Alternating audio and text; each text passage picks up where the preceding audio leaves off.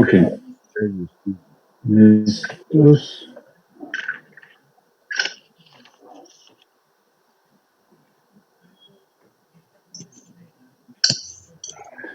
Bueno, entonces, en nuestra presentación del día de hoy vamos a ver el módulo 1 de alineación, el nivel 1 de alineación, y ese nivel 1 lo basamos en la regla del 5-5-5. Entonces, 5 ángulos críticos, 5 métodos de ajuste y 5 ubicaciones de ajuste. Primero que todo, preguntémonos por qué se alinean los vehículos. Muchos de nosotros responderíamos a esta pregunta y más que nosotros, nuestros clientes, la primera razón para garantizar las ruedas que venden, para extender la vida de las ruedas, y siempre estamos pensando en las ruedas, la economía, pero muy pocas veces pensamos en la razón primordial de la alineación, que es la seguridad. Durante el servicio de alineación se inspeccionan y verifican y ajustan los componentes más importantes del control del vehículo, como son los componentes de la dirección y de la suspensión. Estos son componentes críticos para garantizar el buen comportamiento del vehículo y la respuesta adecuada a las maniobras que podemos tener en la conducción del vehículo. Entonces, de hecho, pues todos estos sistemas que vimos ahora en el video introductorio están hoy en el vehículo, pueden tener fallas que puedan afectar el procedimiento de la alineación. Si tenemos fuego excesivo en algunos componentes, entonces pues eso va a afectar la alineación y va a generar un problema posterior al procedimiento de alineación. En la inspección de alineación es importante pues estar informado de los procedimientos del fabricante del vehículo. Es también importante tener en cuenta la carga que el vehículo debe tener para hacer una correcta alineación. En general, el servicio de alineación, como lo vemos en nuestros países, en muy pocas oportunidades se le presta atención a la carga que el vehículo debe tener y los puntos de carga que el vehículo debe tener, aunque el equipo de alineación así lo establezca. Como hemos podido ver en nuestros modelos últimos de equipos de alineación, se destaca mucho esta información en la pantalla previa al inicio de la alineación, y es importante tenerla en cuenta, y es importante que nuestros clientes más avanzados tecnológicamente y de pronto en la calidad de la prestación del servicio, ya comiencen a equiparse con este tipo de cojines de carga para ubicarlos en el vehículo y hacer la mejor alineación posible. Entonces es importante tener en cuenta, aquí tenemos algunas equivalencias entre el peso del galón de gasolina y el peso que deberíamos aplicar si es que, por ejemplo, el vehículo no viene no tiene el tanque de gasolina lleno o el tanque de gasolina al nivel que requeriría la alineación. Entonces, en ese caso, pues tendríamos que adicionarle peso en el sitio donde se ubica el tanque de la gasolina. Por supuesto, pues hay que inspeccionar daños visibles en los componentes de la dirección y de la suspensión. Ver qué tipo de desgaste tienen los neumáticos, verificar los cojinetes de las ruedas, por supuesto, para ver si hay algún juego que eventualmente nos va a afectar la calidad de los ajustes de la alineación que vamos a hacer. Oscar, perdón un momento. Todos, por favor, pongan el mute en silencio y quiten el video, que ahí estaba Jonathan López en video también. Todos, por favor, el mute y quiten video. Gracias, para que se oigan más claro. Gracias. Okay. ¿El volumen está bien? Sí, Juan, el volumen sí se está escuchando bien, ¿no? Ok. Bueno, entonces, inspeccionar todos estos componentes de la suspensión y de la dirección que al tener algún tipo de juego nos pueden afectar los resultados de la alineación. Otra verificación que es importante hacer y que no se tiene muy en cuenta en los centros de servicio es la inspección de la altura del vehículo. Cuando colocamos aquí la anotación en marcha, quiere decir que es antes de que elevemos el vehículo para inspeccionar otros componentes, eliminarles la carga que tiene esos componentes en la suspensión. Entonces, tan pronto llega el vehículo, hacer esa verificación de comparar las alturas del vehículo de lado a lado, con el fin de que verifiquemos si hay un desgaste anómalo en alguno de los resortes. De esta forma, esto nos va a afección. Es importantísimo que se puedan, como les digo, hacer la revisión de códigos previa a la alineación o previa a cualquier servicio de nuestros clientes, porque esto nos va a evidenciar posibles fallas que el vehículo trae y que deben ser atendidos previa a hacer algún servicio de alineación, o básicamente decirle al cliente que no podríamos ejecutar el servicio de alineación porque pues hay que primero hacer ajustes a otras fallas que pueda tener el vehículo. Perdón. De lo contrario, pues vamos a tener inconvenientes después de la alineación del vehículo. La convención de la medición será mejor angular, será mejor lineal. En mis charlas en general siempre recomiendo la convención de medición angular en grados decimales. Ya vamos a ver por qué. Porque efectivamente la unidad más precisa de medición es el grado. Tenemos la convención que nosotros más utilizamos y más tenemos internalizada en nuestra cabeza es el sistema decimal. Por lo tanto, en el sistema decimal, lo mejor es utilizar, como utilizamos el sistema decimal en la medición lineal, lo ideal es que también lo sigamos utilizando en la medición de grados, a pesar de que estamos midiendo 360 grados en total, que es un múltiplo de 60 y con lo cual podríamos tener grados y minutos, pero estos grados y minutos tendemos a confundirlos y tendemos a mezclarlos. En la experiencia que yo he visto con los operarios de alineación, siempre ellos tienden a confundir grados y minutos con grados decimales. Entonces, para evitar este tipo de confusiones, lo más práctico es siempre que utilicemos grados decimales. Hay algunos alineadores vieja guardia que les encantan las pulgadas fraccionales, les encanta y tienen internalizada esa medida en pulgadas fraccionales, por lo tanto, pues también tenemos esa opción en nuestros equipos para que ellos puedan medir a gusto dentro de lo que ellos ya conocen y tienen y entienden. Desde ese punto de vista, pues podemos hacer también cambiar las fracciones o las unidades de medición a los diferentes o a las diferentes unidades que podemos tener disponibles. Lo que sí hay que tener en cuenta es que cuando nosotros utilizamos unidades lineales para medir ángulos, es decir, estamos utilizando unidades lineales para una medida de ángulo, pues eso como que no cuadra muy bien.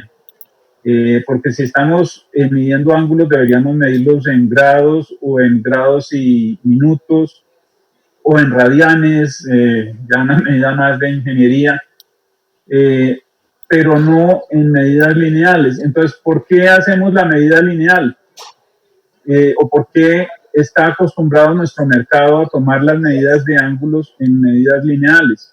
Básicamente, bueno, aquí explicando un poco lo que ya había mencionado, pero entrando en el detalle de cómo medimos los grados. Los grados, pues tenemos la posibilidad de medir 360 grados en un círculo, y de esos 360 grados podemos dividirlos, por ejemplo, en 10 grados.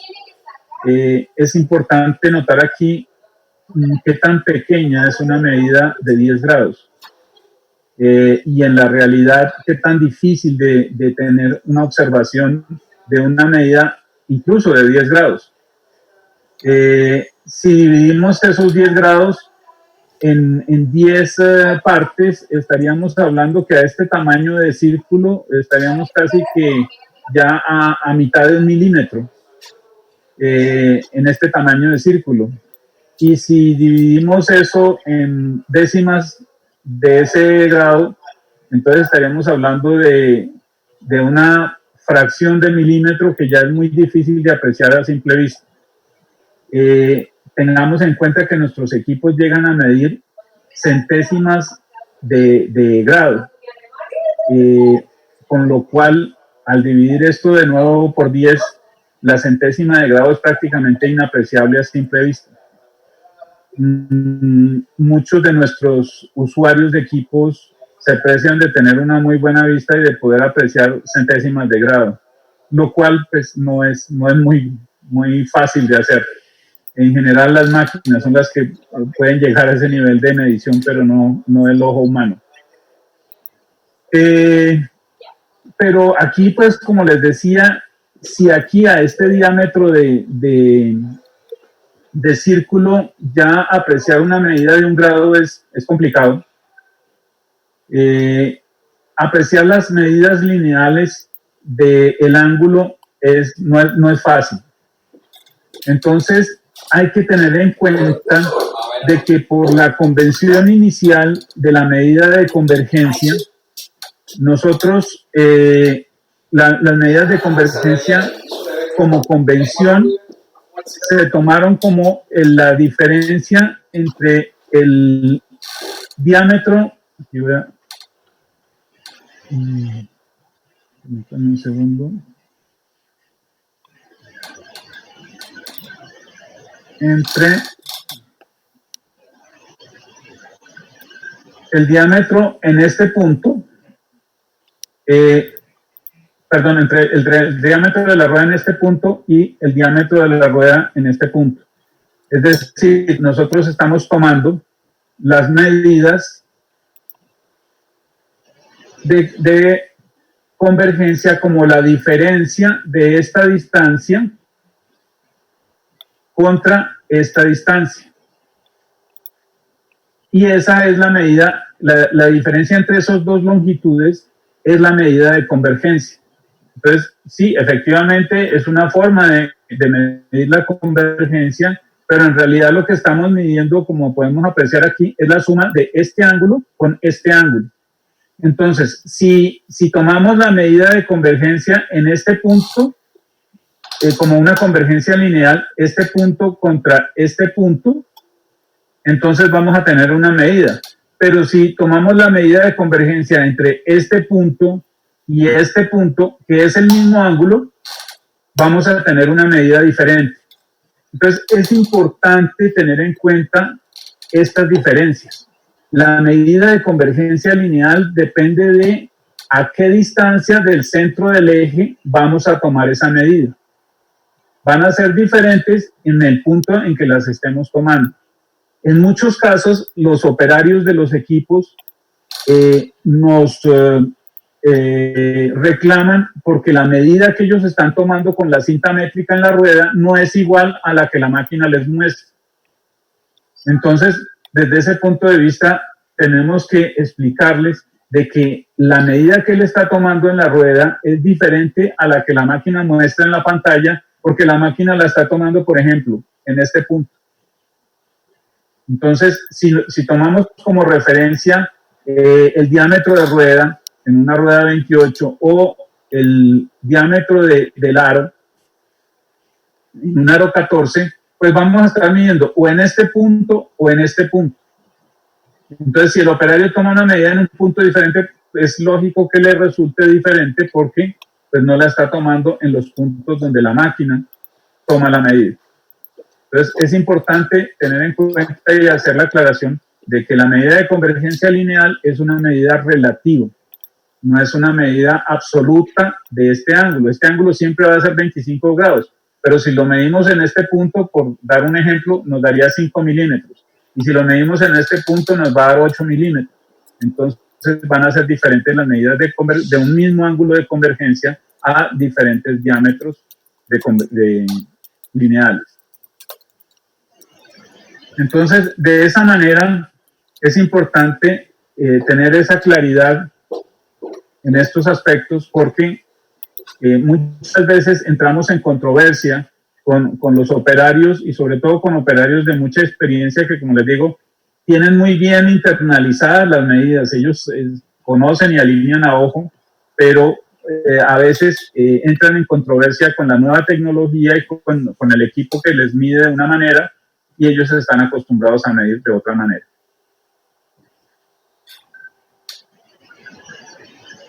Como mencionábamos al principio, cada vez la tecnología y la electrónica está siendo más incorporada en sistemas mecánicos que anteriormente no tenían nada que ver con la electrónica. Y es así como podemos observar en este caso de que ya dentro de las medidas de alineación de los fabricantes de vehículos se está teniendo en cuenta la medida del ángulo del volante. Entonces, esta medida de ángulo del volante es la medida máxima o mínima o el rango de medida que debemos tener en el nivel del volante. Entonces, ya debido a los sensores electrónicos en el volante, ya es importante igualmente tener un rango máximo o mínimo del ajuste del volante, porque ya es un punto a tener en cuenta y ya la electrónica del vehículo está teniendo en cuenta para activar los diferentes sistemas de asistencia al conductor, los sistemas ADAS. Algunos de ustedes pues, tuvieron la oportunidad de ver ahora en diciembre pasado toda la demostración y toda la presentación de los sistemas ADAS, que son los sistemas de asistencia al conductor electrónicos. Con estos sistemas, pues, uno de los sensores más importantes es el sensor del ángulo de volante, porque es el que el que interpreta la intención del conductor para la dirección que debe llevar el vehículo. Entonces, cada vez esto está siendo más importante y refuerza el tema de que debemos tener junto con nuestro equipo de alineación una herramienta de verificación electrónica, una herramienta de escaneo de los códigos y datos de la computadora del vehículo, porque ya hay que tener en cuenta otros parámetros internos electrónicos del vehículo. La plataforma de alineación, los elevadores de alineación, pues tienen muchas formas diferentes, tienen muchas facilidades o dificultades en otros casos. Recientemente, en una presentación que hice esta semana, me preguntaban, ¿y cuál es la mejor plataforma de alineación? Sin duda, les contesté, la plataforma tipo tijera. Ya vamos a ver por qué. Pero podemos hacer la alineación en diferentes plataformas, en diferentes sitios. Y podemos tener diferentes dispositivos para elevar el vehículo y hacer la alineación. Todo va a depender también de la tecnología del equipo de alineación que estemos utilizando. En nuestro caso particular de la tecnología 3D, vuelvo e insisto, lo ideal es que tengamos una plataforma tipo tijera. Desafortunadamente la plataforma tipo tijera es una de las más costosas y los clientes pues no son dados a invertir un poco más en la plataforma. Pero veamos por qué la importancia de primero tener una plataforma correctamente nivelada, a pesar de que, como en otras presentaciones que ustedes han podido escuchar de nuestra parte, de que nuestros equipos son independientes del nivel de la rampa para tomar las lecturas de alineación, porque es necesario tener una plataforma nivelada. Más que todo por otras razones más prácticas en la alineación. Y, por ejemplo, una razón primordial es por seguridad, para evitar que el vehículo se salga de la rampa, o sea, que el vehículo se ruede y se nos vaya a caer de la rampa. Para igualmente, cuando desbloqueamos las placas giratorias, evitar que el vehículo se nos vaya de lado y comience a esforzar los componentes de la suspensión que queremos tener lo más relajados posible durante los procedimientos de ajuste, no solo para facilitar el procedimiento de ajuste, sino para tomar las lecturas reales. Valga la pena aquí resaltar que la posición de las placas giratorias traseras y el poder soltarlas y que la suspensión del eje trasero quede totalmente relajada es crítico para obtener volantes nivelados, porque la posición del eje trasero es la que nos define cuál va a ser la trayectoria del vehículo, y esa trayectoria del vehículo es la que nos define en qué posición debemos ajustar las ruedas delanteras para asimismo lograr un volante nivelado. Entonces, de ahí la importancia de como norma general, cuando estamos haciendo la alineación, los ajustes de alineación, soltar las placas traseras. Eso los operarios no le ponen mucha atención y luego vienen con quejas. Es que me sale el volante desnivelado. ¿Qué hago? Porque ese equipo no me funciona bien. El volante me sale a veces desnivelado para un lado, a veces desnivelado para el otro. Esa es la pregunta típica que debemos hacer cuando el operario se nos queja de volantes desnivelados. ¿Y para qué lado le sale desnivelado? Se nos dice para cualquier lado, con seguridad es un error de procedimiento del operario.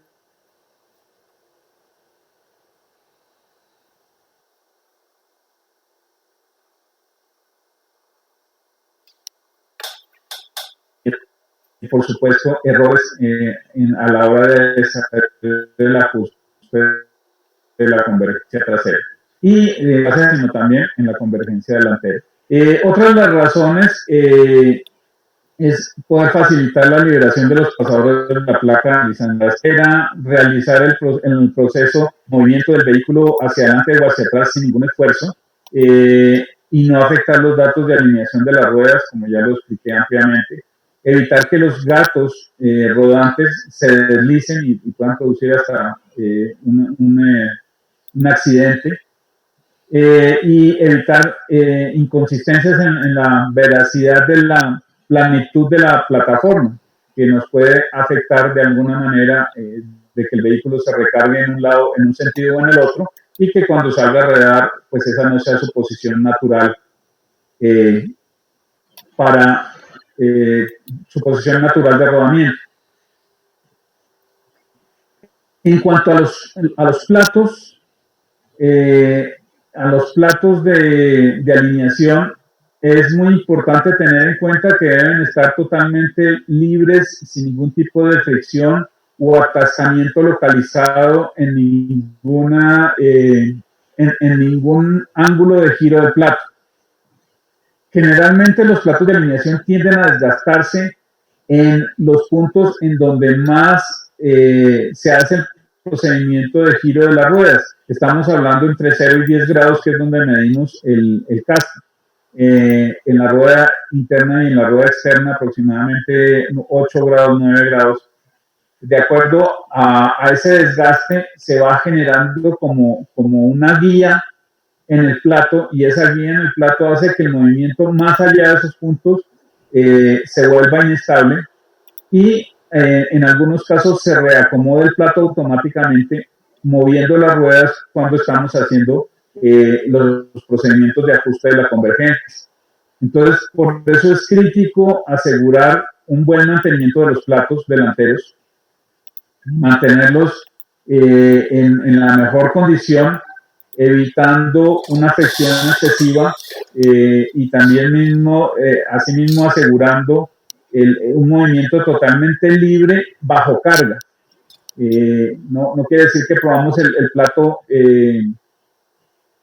sin carga, sino la idea es probarlo con la carga del vehículo, mover la rueda de un lado al otro hasta el máximo tope de la dirección y verificar de que en ningún momento el plato tiene movimiento por sí solo, sino que en donde nos detenemos con la rueda, ahí se queda quieto el plato sin moverse. El vehículo debe poder deslizarse lateralmente hacia izquierda y a la derecha con un mínimo de esfuerzo, ya que la máquina de alineación siempre está asumiendo de que ese movimiento es libre. Entonces, si por ejemplo, y volviendo al caso de las placas deslizantes traseras, si esas placas no se mueven, la máquina sí va a estar asumiendo de que tuviera un movimiento. Por lo tanto, se generan los errores de el ajuste de convergencia. Bueno, nos tenemos aquí. Bueno, básicamente sería eso. En la plataforma de alineación en general, las placas de deslizamiento en lo posible deben tener un buen número de rodamientos para permitir un movimiento totalmente libre. Muchas veces encontramos plataformas de alineación con dos tornillos a un lado y al otro que le permite un desplazamiento en un solo sentido. Y pues por supuesto eso no va a ser la condición ideal para una placa de deslizamiento trasera que debe tener, debe permitir el viraje de la rueda en cualquier dirección. Igualmente las placas tenemos que verificarlas en condición de carga y debemos poder mover el vehículo de lado a lado y de izquierda a derecha en la parte delantera para verificar de que no hay resistencia en estas placas deslizantes que nos pueda afectar la alineación del vehículo.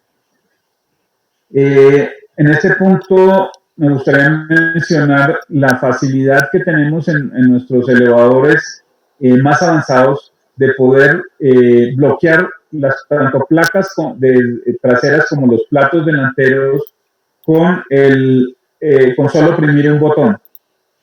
En realidad esto mejora la eficiencia de la alineación, yo diría que entre un 10 y un 15%, porque evita la pérdida de tiempo que el operario hace alrededor del elevador, soltando las placas de un lado, del otro, adelante, atrás, con solo tocar un botón.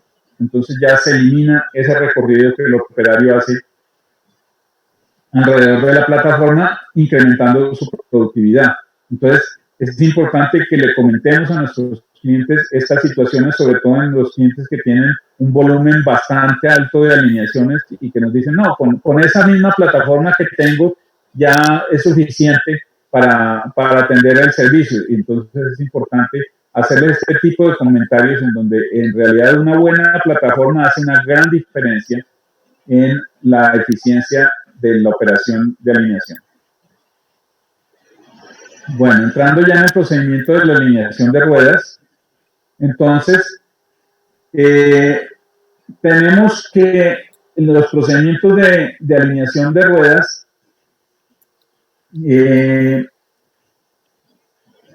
debido a la construcción de los vehículos más recientes, y como podemos ver aquí en la figura, se ha ido reevaluando los puntos de inspección al hacer el procedimiento de alineación. Vemos aquí que las verificaciones que nosotros hacemos está, pues, primero la verificación de la caída trasera, convergencia trasera o ajuste de caída y convergencias traseras, y luego vamos a hacer el ajuste del avance delantero, caída delantera y la convergencia delantera.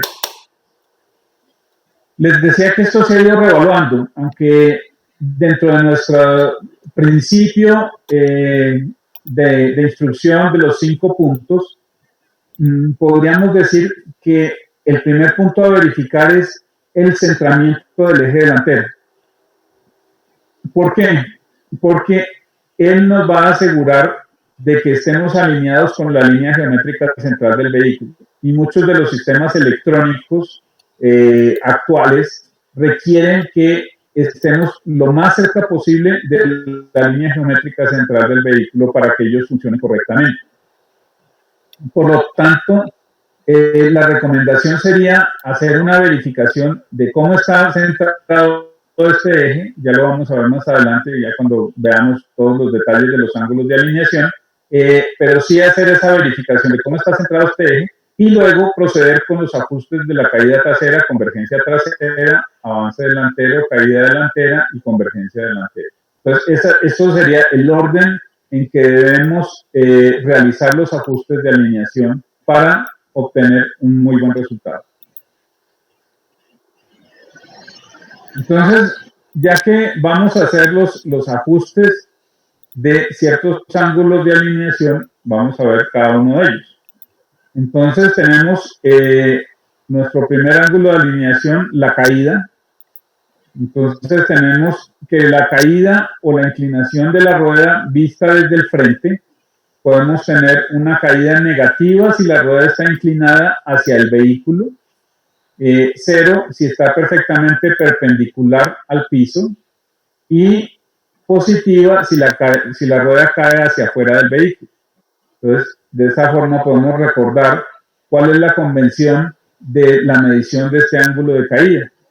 Negativo si se cae hacia adentro del vehículo, 0 si está perfectamente perpendicular o en cruz con el piso o a 90 grados al piso, y positiva si cae hacia afuera del vehículo.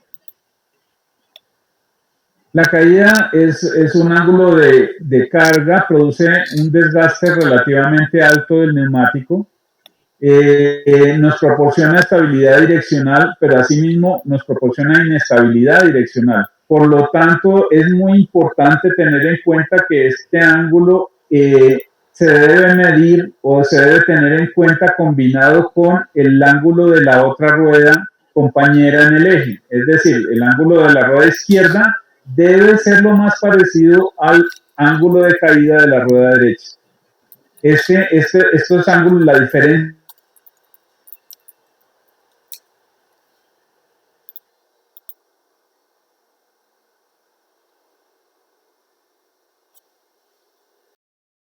que nos podría el lado izquierdo. Entonces, esta caída positiva en algunos vehículos es una posición inicial de las ruedas debido al diseño de las suspensiones. Particularmente una caída, un ejemplo como este, una caída positiva excesiva inicial, puede ser el caso del viejo Volkswagen Escarabajo, donde los bochos, como son conocidos en México, tienen ese tipo de angulación en las ruedas inicialmente y normalmente el vehículo marcha a bajas velocidades con las ruedas en esa posición. Entonces, estos puntos de carga, que son los puntos de contacto de las ruedas, van a producir, si el vehículo anda a baja velocidad durante mucho tiempo, nos termina produciendo este tipo de desgaste. ¿Cuál es la idea de esto en general para todos los ángulos de alineación? Y es importante que lo tengamos en cuenta. Las ruedas en general, cuando el vehículo va en condiciones normales de carga y velocidad, las ruedas ruedan paralelas entre sí y perpendiculares a la superficie donde están rodando. Entonces, desde ese punto de vista, en el caso de la caída, cuando el vehículo va rodando a la velocidad estándar, a la velocidad normal en que más sufren desgaste las ruedas, que puede ser una alta velocidad, estamos hablando superior a 80 kilómetros por hora, las ruedas se asientan verticalmente debido a las cargas aerodinámicas del vehículo. Esas cargas aerodinámicas del vehículo le suman un peso al vehículo y hacen que la suspensión flexione y las ruedas se pongan perpendiculares al piso en el caso de la caída.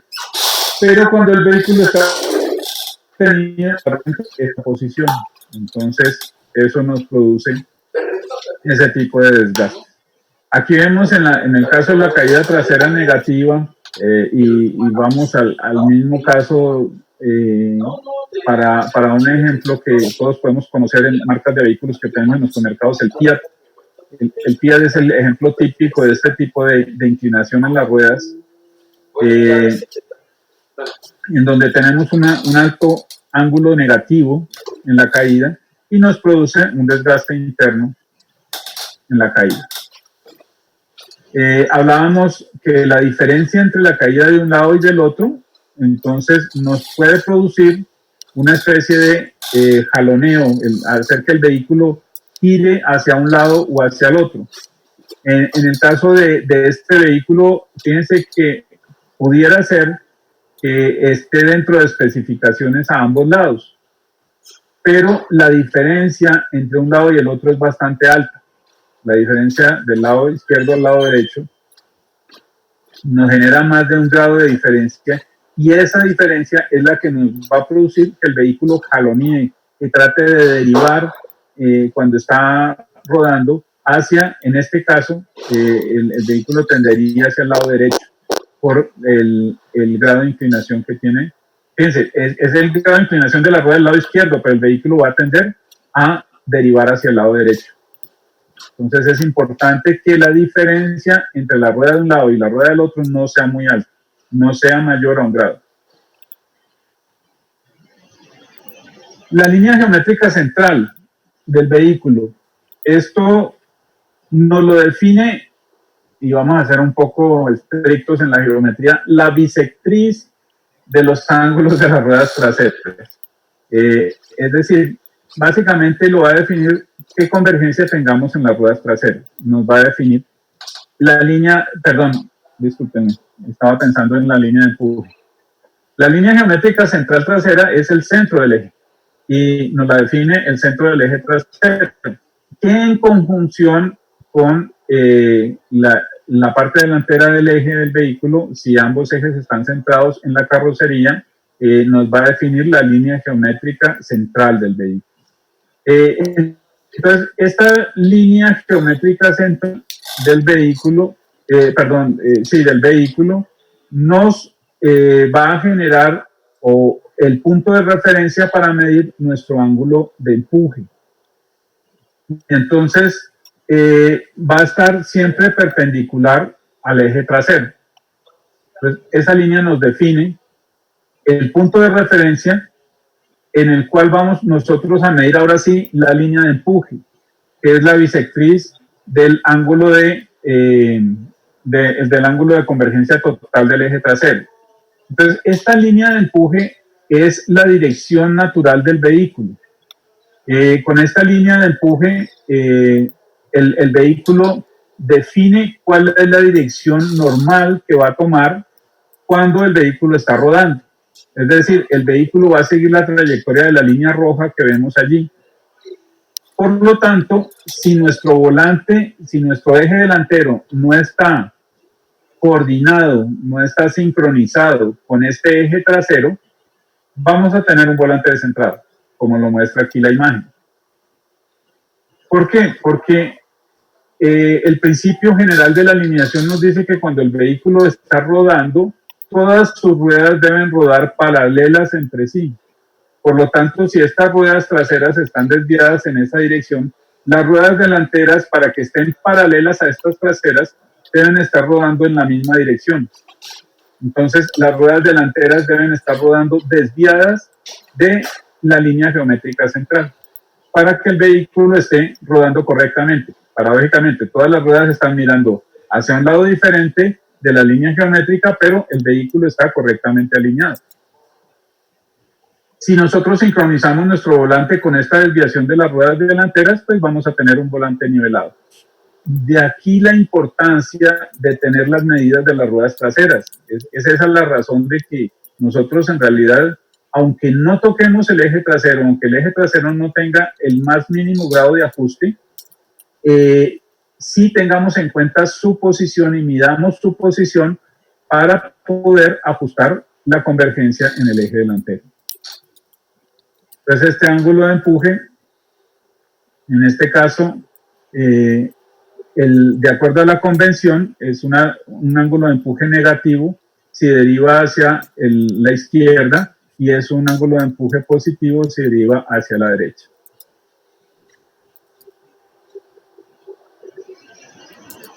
Aquí tenemos el ángulo de empuje positivo cuando derivan hacia la derecha.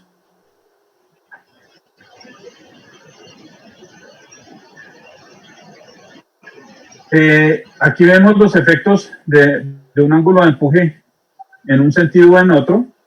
Vamos a tener un poco de desgaste diagonal parecido al de la convergencia. Entonces vamos a ver que cuando tenemos, como les digo, el principio general de la alineación nos dice que todas las ruedas deben rodar paralelas entre sí. Y si tenemos una rueda que esté desviada de esa dirección y no esté sincronizada con el paralelismo de las otras ruedas, pues va a sufrir un desgaste, va a sufrir un arrastre que va a desgastar prematuramente la rueda. Tenemos la convergencia individual de las ruedas traseras o el paralelismo de las ruedas traseras.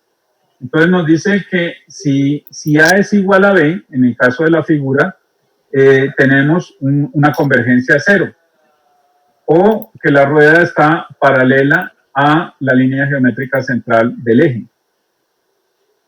Si A es menor que B, entonces decimos que la convergencia es positiva. Y si A es mayor que B, decimos que la convergencia es negativa o divergente. Entonces, esas son las diferentes condiciones de la convergencia individual de las ruedas traseras. Es importante tener en cuenta que esta es una medida referenciada al centro del eje, al centro de cualquier eje, el centro geométrico, pero que en realidad la suma de las dos, es decir, A más A1 y B más B1, es la que nos define la convergencia total. Entonces, la convergencia total es la medida que realmente va a tener una referencia directamente en las ruedas y no con referencia al centro del eje.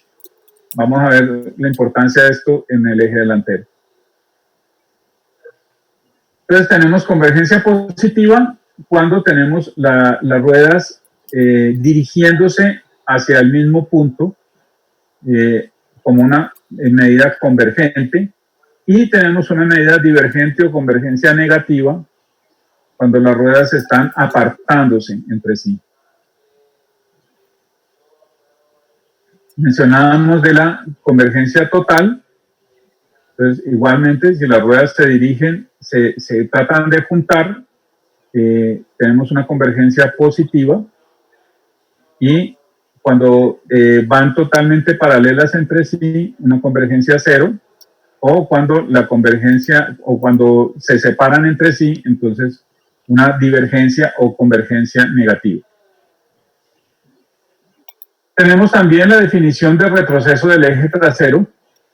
Entonces, ¿qué tanto la rueda está desviada de la rueda del otro lado? O sea, ¿cuál es la diferencia en centros de ruedas mirando longitudinalmente la posición de estas ruedas? Como convención, es importante tener en cuenta esto y recordarlo.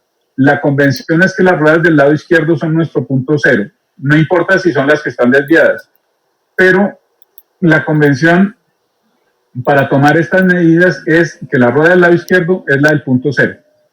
Ese es nuestro punto cero de referencia, y a partir de la posición de la rueda del lado izquierdo medimos cómo está la rueda del lado derecho. Si está atrasada, entonces decimos que hay un retroceso efectivo positivo, y si está adelantada la rueda del lado derecho, entonces decimos que nuestro retroceso es negativo. Esto tiene incidencia en cuanto a el comportamiento de la dirección, qué tan fácil se devuelve la dirección, qué tan fácil viramos en un sentido o en el otro del vehículo, ya que al tener retrasada o adelantada una rueda de un lado con referencia y diferente a las del otro lado, nos va a generar un comportamiento diferente de un lado, cuando viramos de un lado o del otro. a izquierda o a derecha, va a tener el vehículo un comportamiento diferente porque las ruedas de un lado van a estar más juntas que las del otro lado. Aquí tenemos entonces el retroceso trasero positivo.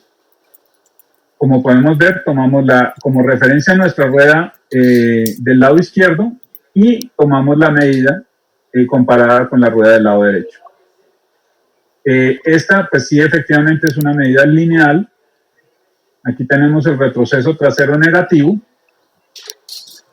Entonces tomamos nuestra rueda izquierda como el punto cero y la rueda derecha está adelantada, entonces decimos que es negativo. Aquí entonces tenemos una combinación de dos cosas. ¿Cuál es por un lado, el retroceso que tiene una rueda y por el otro lado, la desviación que tiene el centro del eje a partir de la línea geométrica central del vehículo? Entonces, siempre que tenemos un retroceso, generalmente vamos a tener también lo que llamamos un offset o una desviación del centro del eje de la rueda. Va a estar en un sentido o en el otro, dependiendo de ese retroceso. Y esto a partir de un término muy importante, la cuna o soporte, bien sea de la suspensión trasera o bien sea de la suspensión y el motor en la parte del eje delantero. Esto, y como iniciamos explicando, es importante tener en cuenta cuál es la posición de esta cuna en nuestro eje delantero, bueno, en el eje delantero, pero también es importante en el eje trasero, en la medida en que si ella no está coincidiendo con el centro geométrico del vehículo, pues nos va a afectar una serie de sistemas de control electrónico del vehículo. Entonces, y es el sistema constructivo que se está el 90% un marco, un chasis, sino que es una carrocería autoportante con un sistema de cunas o de soportes de suspensión y de motor en el eje delantero y en el eje trasero. Entonces la línea geométrica central frontal igualmente está dada por nuestro centro del eje delantero y es la que nos va a definir nuestro marco de referencia para medir la dirección de nuestro eje delantero. En el eje delantero insistimos que la posición o la coincidencia del centro del eje con el centro geométrico del vehículo es muy importante y debe de ser verificada en los vehículos actuales, ya que la gran mayoría, vuelvo a insisto, el 90% de los vehículos tienen este sistema constructivo en donde la cuna se puede desplazar en un sentido o en otro, a izquierda o a derecha, con los golpes que tiene la suspensión en el camino, y eso producir un desplazamiento de la cuna y por lo tanto un comportamiento anómalo de la estabilidad del vehículo. El ángulo de avance o de caster, entonces es el ángulo que nos determina la estabilidad de la dirección. ¿Por qué nos determina la estabilidad de la dirección? Porque tenemos que la inclinación del eje,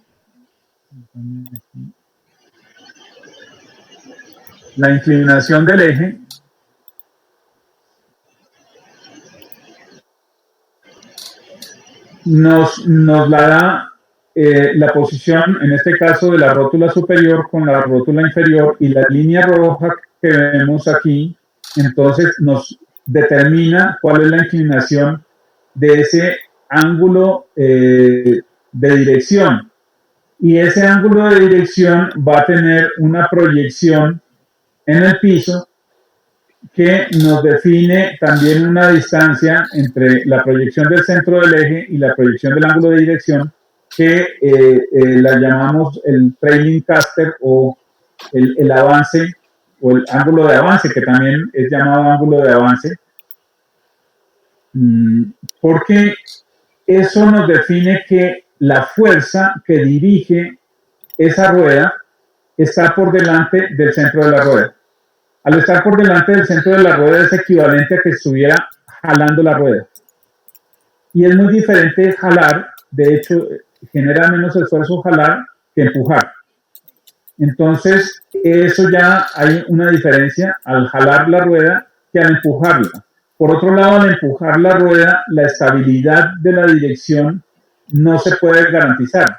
Cuando nosotros arrastramos algo o jalamos algo, ese objeto que estamos jalando o arrastrando va a seguir la trayectoria de la fuerza. Pero cuando estamos empujando, el objeto puede tomar cualquier dirección.